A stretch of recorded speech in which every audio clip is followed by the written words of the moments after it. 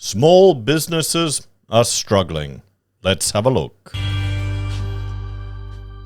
Hello everyone, Florian here, and welcome to another episode of HeiseSays. Grab your stein of coffee, and we're going to have a look at an article which, well, there's one very interesting tidbit in this article about the challenges that face small business. Now, I'm a small business owner. I'm an architect. Rachel and I have our practice. We've had it for many years. The practice has grown. It's shrunk. We're at a point now, a comfortable point now, where we don't want to have a team underneath us, a big team at all. For us, a big team was 10 people. That adds a whole significant burden on you just to keep the money coming in, to keep the machine rolling. And being a small business owner is certainly a challenge in Australia in the best of times. And considering what's happened the last few years, remember when everyone could trade while insolvent?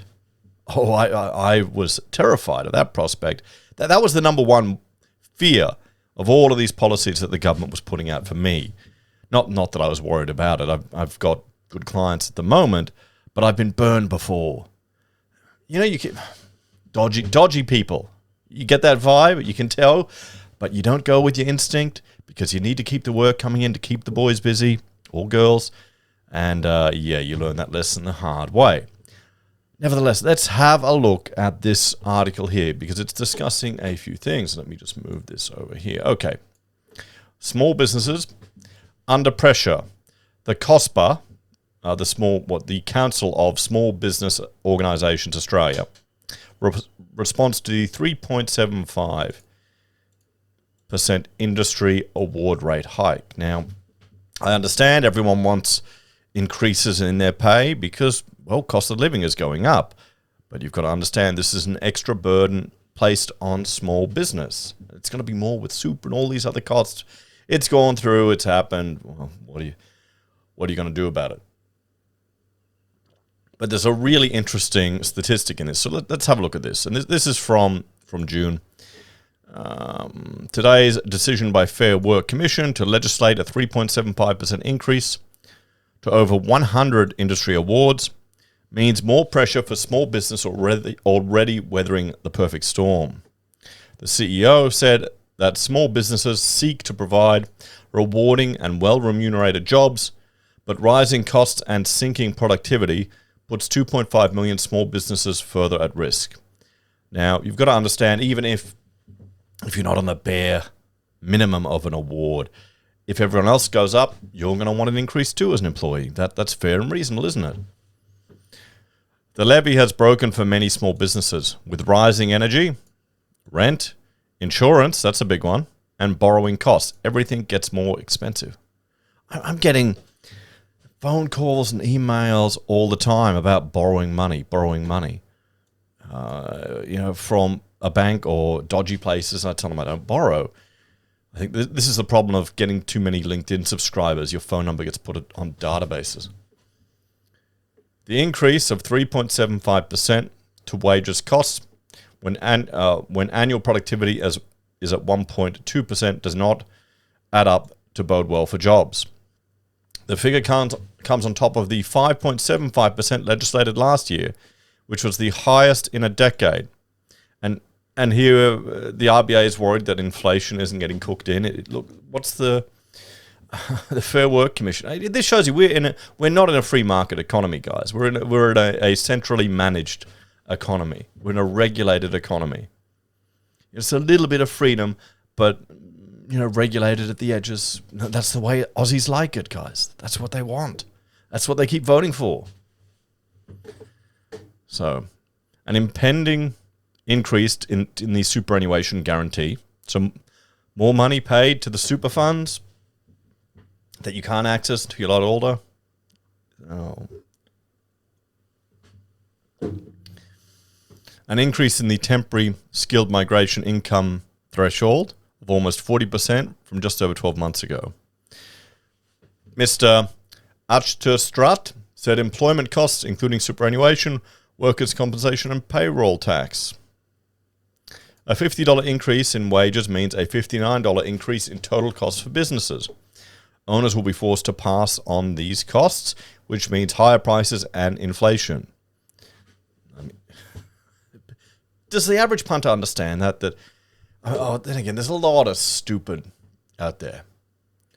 You'll see in the comments, well, if these businesses can't afford to pay a fair wage, they shouldn't exist. Whoa. People have never run a business in their life who've got no bloody idea. So, and where they're unable to do so, they face the insidious decision of reassessing staff levels and possibly job losses. What's going to happen is you'll get to a point where we don't have as many small businesses. And those opportunities that small businesses provide, which are different to the large corporates, are going to disappear. This could mean a whole wealth of opportunities of people to just step into the job market and take their first steps up a career vanish. It was easy for politicians to welcome rising costs when someone else is paying for it. Yeah, that's true. Particularly in labor-intensive industries like hospitality, retail, and services, labor costs can represent almost half of the overall operating costs. And this is the takeaway. I was watching an archery supplier video where he mentioned this stat, and I had to look it up. Small business owners are struggling, with 43% currently not breaking even. 43% of businesses, small businesses, if they're not breaking even, you know what that means? They're making a loss. I mean, this is not a good sign, everyone. Owners are paying themselves less than the average salary and working longer hours than the median to keep the lights on. We've seen this in the past, guys. One sec. Remember when we were looking at examples from the construction apocalypse of builders going under, where they're doing everything they can to keep their businesses under, particularly the small mum and dad operations, the husband and wife teams. They're taking mortgages out on their own house, throwing it just to keep it going with hopes of good times appearing later. So he said, the operating environment for small businesses is tougher than ever. ASIC's insolvency statistics published last week show the horrid figures of business insolvencies in New South Wales are now up 61% from this time last year. Now you have to remember those figures dropped down and they're returning to normal. I think they're starting to jump above normal. And yes, well, we urgently need better policies that promote productivity and innovation to ensure strong wage growth is sustainable. Failure to do so will only push more small businesses to the wall. How can you promote productivity? I mean, how are you going to get productivity increases in retail or services, hospitality?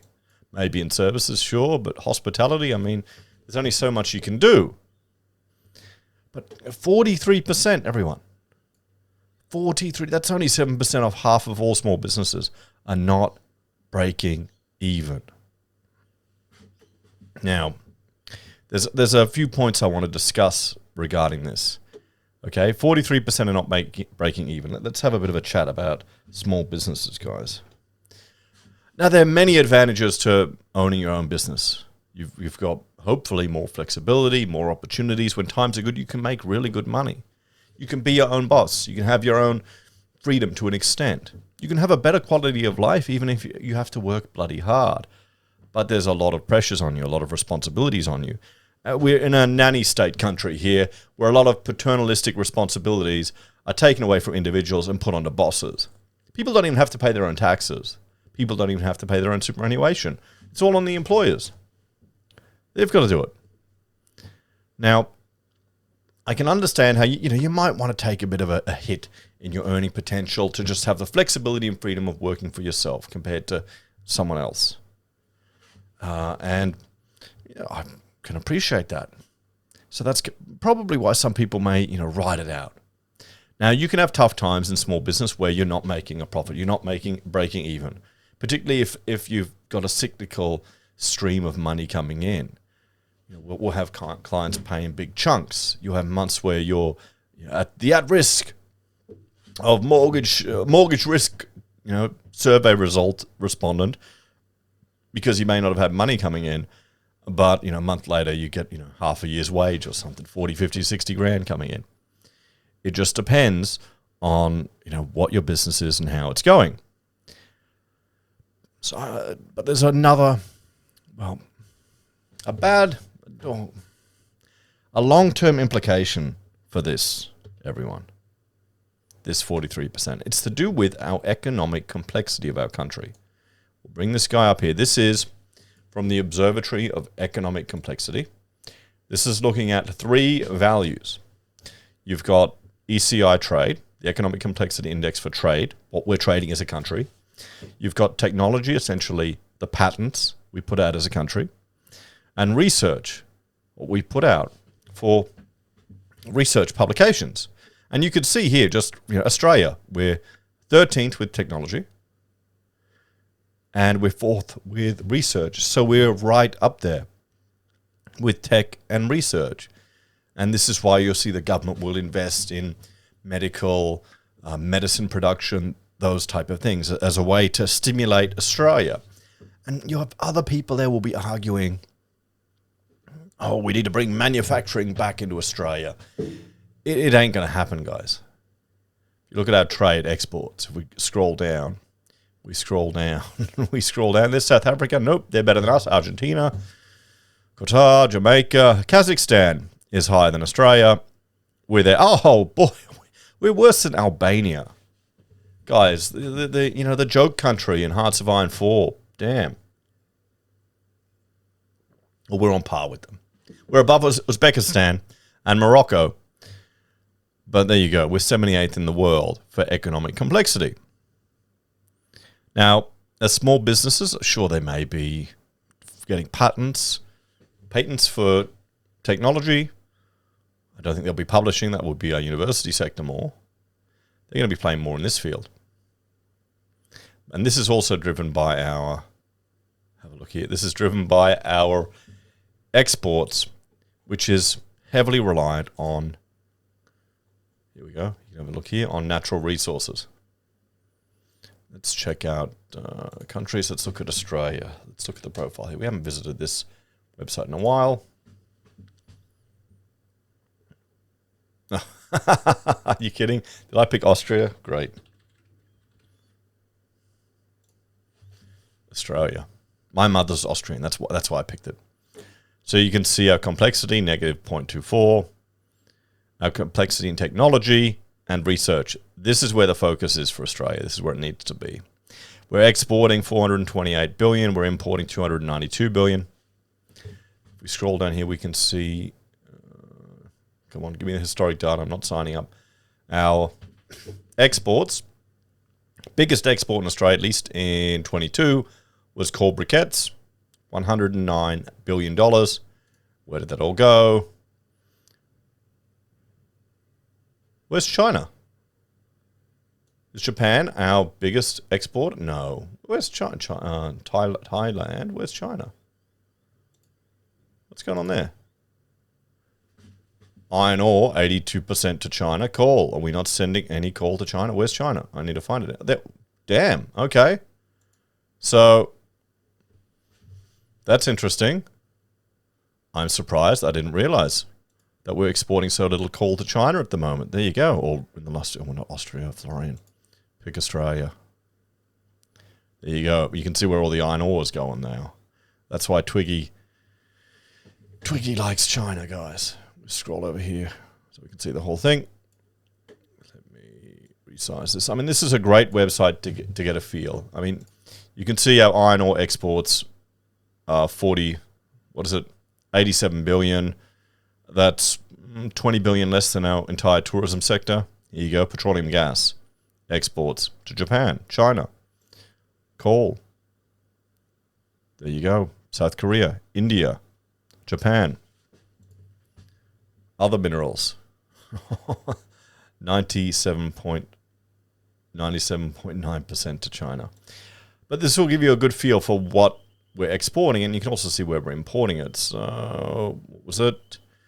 The top exports of Australia are coal, briquettes, and then iron ore and petroleum gas, and then gold and wheat. These are all low-tech resources that we're exporting. Sure, they are we're using modern methods to export it. But I mean, the Iron Age, guys, coal has been used for however long through most of human history. Not to the same extent. But with businesses, 43% not making a profit. We're going to see an increasing decline in our there's no push for our economic complexity and innovation to evolve in the small business sector, at least, which is a huge employer in Australia, when you're not even making money. And the interesting point, this other video I watched, he's going, I made all my money in real estate. You're buying one house, selling it, buying another house, selling it. I remember my landlord, who was an industrial designer when we had an office in West End. He made his money from buying premises, commercial ones, doing them up for his business, using his skills, getting R&D grants to fabricate attachments to the building as research for his industrial design company, and then selling the building. And that's where he made the money, from one to the other. So with this low profit rate, can you blame people for just going into property? Is this another unintended pillar of the property sector that we've discussed here? Now, I put the vote to my viewers, the poll, and apparently it's going to be over-representative of the no vote, because people who don't have a business just voted no. But you can see here, 33% are making a profit, 67% are not. The majority are not, or don't have a business.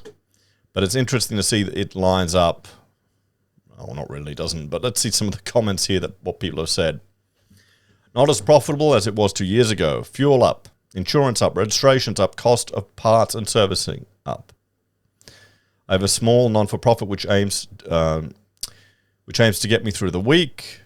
With the prices at BWS, it's currently making a loss. You got to worry. I don't have a small business here. I probably should.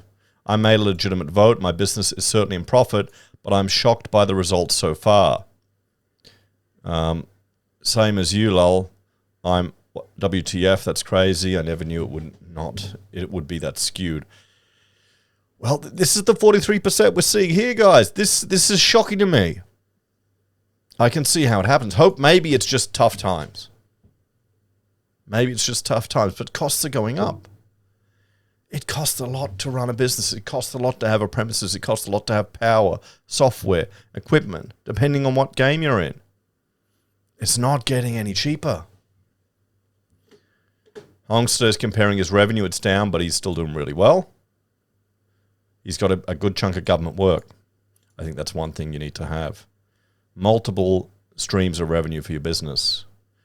What else? Labor government will finish this country.